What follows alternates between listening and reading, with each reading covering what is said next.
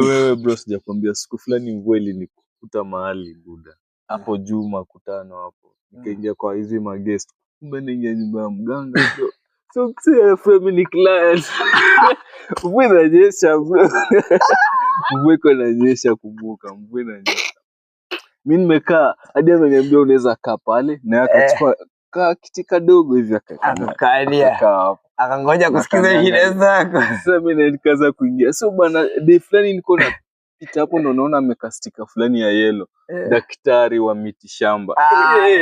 Na niko na nikasema ni ngori, like kumbe hapo ndo anafanyia. So usiku unajua, lakini silijikinga.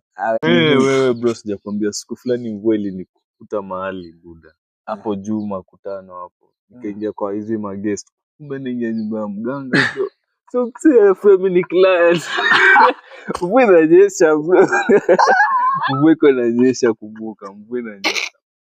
Mimi nimekaa hadi ameniambia unaweza kaa pale, na akachukua kiti kadogo hivi akakaa hapo, akangoja kusikiza shida zako. Sasa mimi nikaanza kuingia. So bwana, day fulani niko na pita hapo, ndo naona amekastika fulani ya yellow, daktari wa miti shamba. Na niko na nikasema ni ngori, like kumbe hapo ndo anafanyia. So usiku unajua, lakini silijikinga.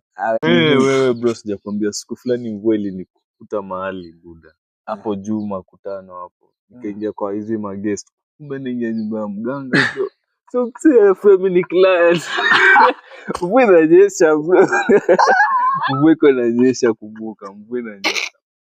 Mimi nimekaa hadi ameniambia unaweza kaa pale, na akachukua kiti kadogo hivi akakaa hapo, akangoja kusikiza shida zako. Sasa mimi nikaanza kuingia. So bwana, day fulani niko na pita hapo, ndo naona amekastika fulani ya yellow, daktari wa miti shamba.